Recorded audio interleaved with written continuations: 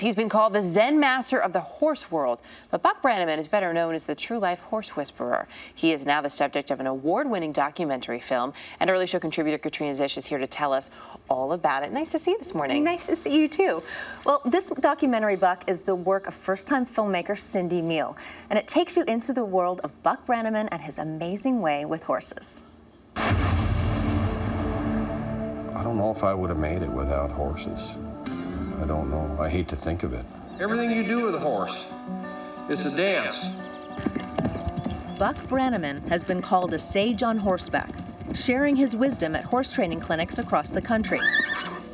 His near-magical methods provided real-life inspiration for the novel and Robert Redford film, The Horse Whisperer. It's not like I take a hold of a horse's ear like it's an old-fashioned telephone and speak into it, you know. But the communication with the horse really is your body language, your presence. That's why a lot of people don't get along too good with horses, because they underestimate how much he is really taking in, how much he's aware of. Instead of using traditional methods to break a horse with whips, ropes, and fear, You know, I'm afraid of you. Buck believes in creating a relationship through respect and instinct. One of the biggest challenges of a horseman is to be able to control your emotions. A philosophy forged from a violent childhood at the hands of his abusive father. Just to glance at him across the room might provoke him into coming and beating you up. The horses, when I first went to live with my foster parents, were my refuge. That's where I went to hide. One thing I started off with was an empathy for the horse. And then, as my understanding grew with the horses, then I started to learn how to help them. A lot of times, rather than helping people with horse problems, I'm helping horses with people problems. That desire to help led him to train other horse owners. It was at one of his clinics that artist Cindy Meehl became a Buck convert. I had been riding horses all my life, and I had never seen it done this way. It looks like mental telepathy of riding, like the horse is reading his thoughts, because he has established this language that's so beautiful and yet simplistic, and we can all do it. Every movement you make on a horse, there is a perfect position of balance. Cindy was so inspired, she wanted to make a documentary about Buck and his methods, despite having no film experience. I went up to him and I asked him, and I thought, well, if he says no, I'm off the hook. Yeah. And I'd said no many times over the years about people that wanted to document what I do.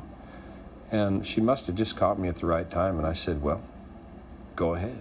Oh, I'm a lucky man. What Cindy captured in her directorial debut, Buck, earned the Audience Award at this year's Sundance Film Festival, winning over many who have never even had a horse encounter. I don't know what you're trying to prove.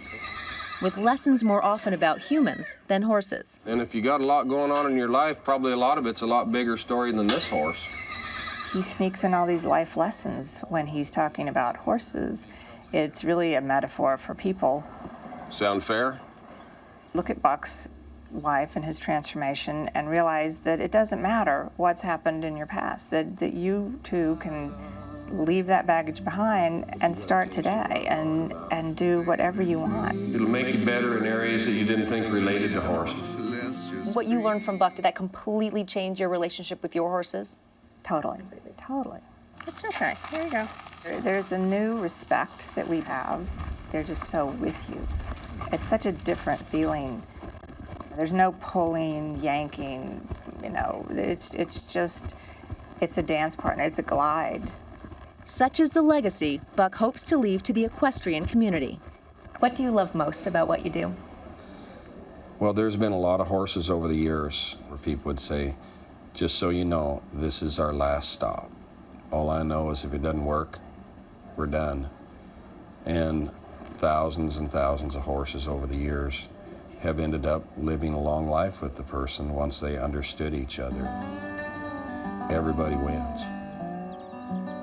It's such a beautiful sentiment, and to see that it was born out of this abusive childhood, such a great message, not only to respect the horse, it applies to dogs, it applies to your children. Yes. Is he still traveling around and doing clinics? You know, it's amazing. He travels 9 months out of the year. He's constantly on the road. This is his life. This isn't something he does just for the cameras. He's a true horseman. He's amazing. And does he travel by himself? I mean, he's very soft-spoken, seems, like a fairly private guy. Is he, does he keep to himself, or does he have other folks that help him out and go with him? He spends so much time with the people at his clinics, but he is such a family man. His wife and his daughters are such a major part of his life, as is his foster mother, Betsy Shirley, and she's just incredible. Well, it looks like a beautiful film. Great piece, It's Katrina. a wonderful piece. Katrina, thanks. Thank you.